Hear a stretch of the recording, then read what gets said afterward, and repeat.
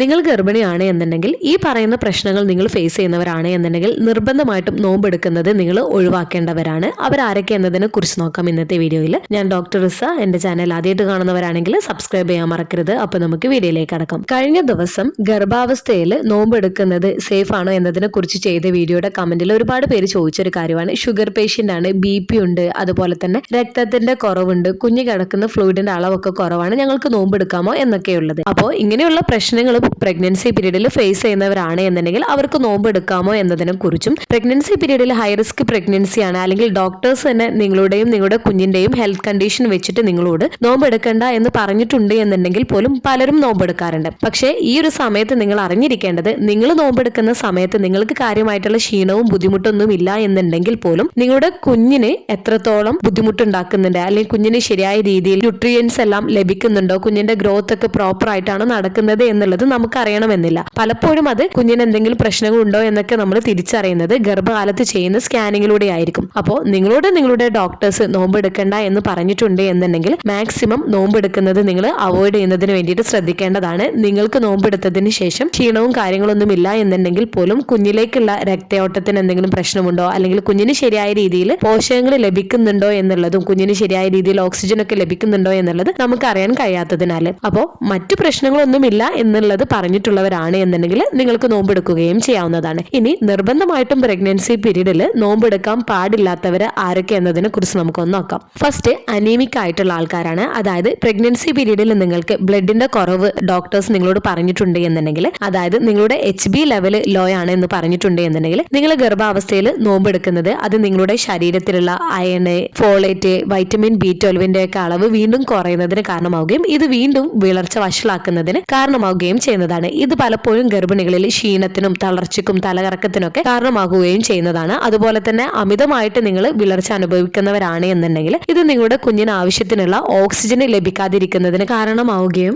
ഇത് കുഞ്ഞിന്റെ ഗ്രോത്തിനെ ദോഷകരമായി ബാധിക്കുകയും ചെയ്യുന്നതാണ്. അപ്പോൾ വിളർച്ച അനുഭവിക്കുന്നവരാണ് എന്നുണ്ടെങ്കിൽ നോമ്പെടുക്കുന്നത് അവോയ്ഡ് ചെയ്യുന്നതിന് വേണ്ടിയിട്ട് ശ്രദ്ധിക്കാം. സെക്കൻഡ്, ഒലിഗോ ഹൈഡ്രോമിനോസ് ആണ്. നിങ്ങളുടെ കുഞ്ഞ് കിടക്കുന്ന ഫ്ലൂയിഡിന്റെ അളവ് നിങ്ങൾക്ക് കുറവാണ് എന്ന് ഡോക്ടേഴ്സ് നിങ്ങളോട് സ്കാനിങ് റിപ്പോർട്ടിൽ സ്കാനിങ് ചെയ്തതിനു ശേഷം പറഞ്ഞിട്ടുണ്ട് എന്നുണ്ടെങ്കിൽ നോമ്പെടുക്കുന്നത് അവോയ്ഡ് ചെയ്യേണ്ടതാണ്. ഇത് പലപ്പോഴും പ്ലാസന്റയിൽ നിന്നുള്ള ബ്ലഡ് ഫ്ലോ കുറയ്ക്കുന്നതിന് കാരണമാവുന്നതാണ്. അപ്പോൾ നിർജ്ജലീകരണം കുഞ്ഞിലേക്കുള്ള പോഷകങ്ങൾ, അതായത് ഓക്സിജൻ കൈമാറ്റത്തെ തടസ്സപ്പെടുത്തിയേക്കാം. അപ്പോൾ നിങ്ങൾ ഒലിഗോ ഹൈഡ്രോമിനോസിസ് ഉള്ള ആളുകളാണ് എന്നുണ്ടെങ്കിൽ തീർച്ചയായിട്ടും പ്രഗ്നൻസി പീരീഡിൽ നോമ്പെടുക്കുന്നത് അവോയ്ഡ് ചെയ്യുന്നതിന് വേണ്ടിയിട്ട് ശ്രദ്ധിക്കാം. തേർഡ്, പോളി ഹൈഡ്രോമിനോസിസ് ആണ്. അതായത് നിങ്ങളുടെ കുഞ്ഞ് കിടക്കുന്ന ഫ്ലൂയിഡിന്റെ അളവ് കൂടുന്ന അവസ്ഥയാണ്. പലപ്പോഴും ഗർഭകാല പ്രമേഹം അല്ലെങ്കിൽ കുഞ്ഞിന്റെ അപകട സാധ്യതകളുമായിട്ട് ബന്ധപ്പെട്ടിരിക്കാം. അതിനാൽ ഇവര് നോമ്പെടുക്കുന്നത് ഫ്ലൂയിഡ് ഇലക്ട്രോലൈറ്റ് ഇംബാലൻസിന് കാരണമാവുകയും ഇത് പലപ്പോഴും പല അസ്വസ്ഥത ഗർഭിണികളിൽ ഉണ്ടാക്കുന്നതിനും അതുപോലെ തന്നെ നേരത്തെയുള്ള പ്രസവ സാധ്യതയ്ക്ക് കാരണമാവുകയും ചെയ്യുന്നതാണ്. അതിനാൽ ഇടയ്ക്കിടെയുള്ള ചെറിയ ഭക്ഷണം അസ്വസ്ഥത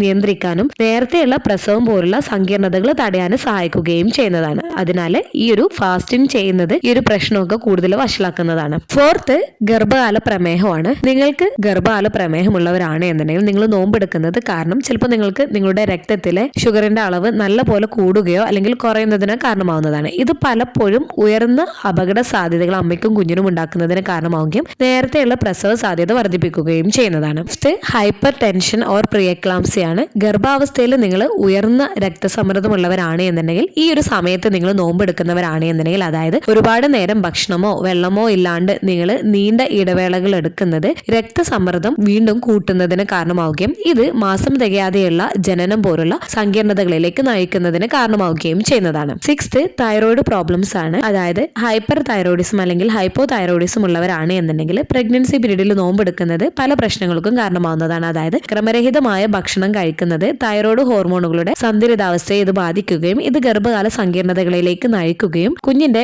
ബ്രെയിൻ ഡെവലപ്മെന്റിനെ ഇത് എഫക്ട് ചെയ്യുന്നതിന് കാരണമാവുകയും ചെയ്യുന്നതാണ്. സെവൻത്ത്, മൾട്ടിപ്പിൾ പ്രഗ്നൻസി ആണ്. അതായത് ട്വിൻസ് അല്ലെങ്കിൽ ട്രിപ്ലറ്റ് പ്രഗ്നൻസി ഒക്കെ ആണ് എന്നുണ്ടെങ്കിൽ ഗർഭാവസ്ഥയിൽ നിങ്ങൾക്ക് പോഷകാഹാരത്തിന്റെയും ജലാംശത്തിന്റെയും ആവശ്യകത കൂടുതലാണ്. അപ്പോൾ ഈ ഒരു സമയത്ത് നിങ്ങൾ നോമ്പെടുക്കുകയാണ് എന്നുണ്ടെങ്കിൽ കുഞ്ഞിന് ശരിയായ രീതിയിൽ പോഷകങ്ങളൊക്കെ ലഭിക്കാതിരിക്കുന്നതിന് കാരണമാവുകയും ഇത് കുഞ്ഞിന്റെ ഭാരക്കുറവിനും അതേപോലെ തന്നെ വളർച്ച കുറവിനൊക്കെ കാരണമാവുകയും ചെയ്തേക്കാം. അതുപോലെ തന്നെ ട്വിൻസ് അല്ലെങ്കിൽ ട്രിപ്ലറ്റ് പ്രഗ്നൻസി ഒക്കെ ഹൈ റിസ്ക് പ്രഗ്നൻസി ആയതുകൊണ്ട് തന്നെ മാസം തികയാതെയുള്ള പ്രസവ സാധ്യതയൊക്കെ ഇവരിൽ കൂടുതലാണ്. അതിനാൽ മാക്സിമം ഈ ഒരു സമയത്ത് നോമ്പെടുക്കാതിരിക്കുന്നതിന് വേണ്ടിയിട്ട് ശ്രദ്ധിക്കുക. Eighth, history of pre time labour ആണ്.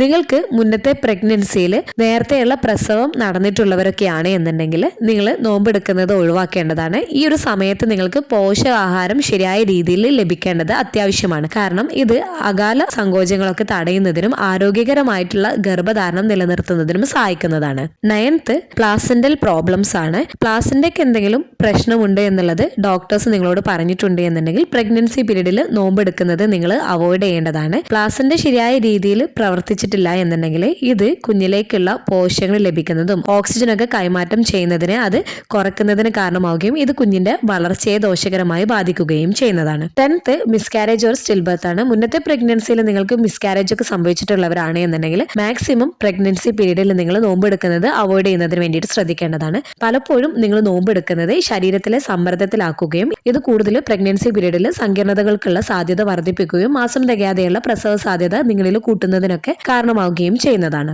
11th നിങ്ങളുടെ വെയിറ്റ് പ്രഗ്നൻസി പീരീഡിൽ അധികമായിട്ട് കൂടുന്നില്ല, അല്ലെങ്കിൽ BMI ലോ ആണ് എന്ന് പറഞ്ഞിട്ടുണ്ട് എന്നുണ്ടെങ്കിൽ, അതുപോലെ തന്നെ കുഞ്ഞിന്റെ ഭാരക്കുറവ് പറഞ്ഞിട്ടുണ്ട് എന്നുണ്ടെങ്കിലും കുഞ്ഞിന് intra uterine growth restriction problems ഒക്കെ ഉണ്ട് എന്ന് പറഞ്ഞിട്ടുണ്ട് എന്നുണ്ടെങ്കിൽ ഫാസ്റ്റിംഗ് എടുക്കുന്നത് അവോയ്ഡ് ചെയ്യേണ്ടതാണ്. ഇത് കുഞ്ഞിന് ശരിയായ രീതിയിൽ പോഷകങ്ങളൊക്കെ ലഭിക്കാതിരിക്കുന്നതിനും കുഞ്ഞിന്റെ വളർച്ചയെ ഇത് ദോഷകരമായി എഫക്ട് ചെയ്യുന്നതിനൊക്കെ കാരണമാവുകയും ചെയ്യുന്നതാണ്. 12th കോൺസ്റ്റിപ്പേഷൻ പ്രോബ്ലംസ് അല്ലെങ്കിൽ ഡൈജസ്റ്റീവ് പ്രോബ്ലംസ് ഒക്കെ ഫേസ് ചെയ്യുന്നവരാണ് പ്രഗ്നൻസി പീരീഡിൽ എന്നുണ്ടെങ്കിൽ നിങ്ങൾ ഈ ഒരു സമയത്ത് നോമ്പെടുക്കുന്നത്, അതായത് ഒരുപാട് നേരം ഭക്ഷണം കഴിക്കാതിരിക്കുന്നതും വെള്ളം കുടിക്കുന്നത് കുറവാവുന്നതും ദഹനത്തെ വഷളാക്കുകയും ഇത് കൂടുതൽ അസ്വസ്ഥത, അതായത് മലബന്ധമൊക്കെ കൂടുതൽ വഷളാക്കുന്നതിനും ഹെമറോയിഡ് പോലുള്ള പ്രോബ്ലംസ് ഒക്കെ കൂട്ടുന്നതിന് കാരണമാവുകയും ചെയ്യുന്നതാണ്. അതുപോലെ തന്നെ പ്രഗ്നൻസി പീരീഡിൽ ഗ്യാസിന്റെ ഇഷ്യൂസും നെഞ്ചിരിച്ചിലിന്റെ പ്രോബ്ലംസ് ഒക്കെ ഉള്ളവരാണ് എന്നുണ്ടെങ്കിൽ ഒരുപാട് നേരം ഭക്ഷണമൊക്കെ കഴിക്കാതിരിക്കുന്നത് ആസിഡ് റിഫ്ലക്സ് കൂട്ടുകയും ഇത് വയറുവേദനയ്ക്കും മറ്റ് അസ്വസ്ഥതയൊക്കെ ഉണ്ടാക്കുന്നതിന് കാരണമാവുകയും ചെയ്യുന്നതാണ്. ഇവരും മാക്സിമം നോമ്പെടുക്കുന്നത് അവോയ്ഡ് ചെയ്യുന്നതിന് വേണ്ടിയിട്ട് ശ്രദ്ധിക്കേണ്ടതാണ്. 13th ഫ്രീക്വന്റ് ആയിട്ടുള്ള യൂറിനറി ട്രാക്ക് ഇൻഫെക്ഷൻ ആണ്. പ്രഗ്നൻസി പീരീഡിൽ നിങ്ങൾക്ക് ഇടയ്ക്കിടെ മൂത്രപ്പഴുപ്പൊക്കെ വന്നിട്ടുള്ളവരാണ് എന്നുണ്ടെങ്കിൽ, അല്ലെങ്കിൽ നോമ്പൊക്കെ എടുത്തതിന് ശേഷം നിങ്ങൾക്ക്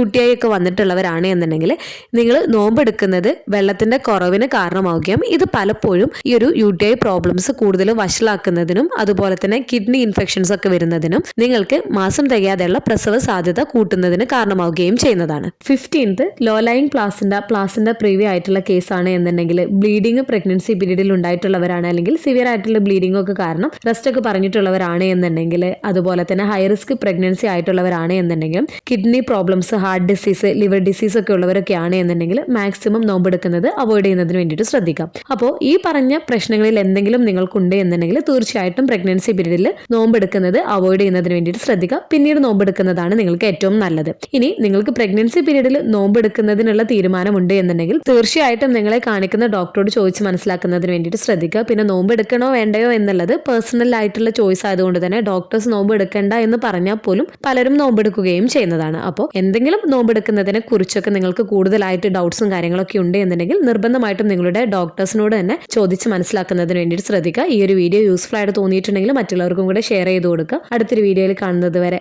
ബൈ.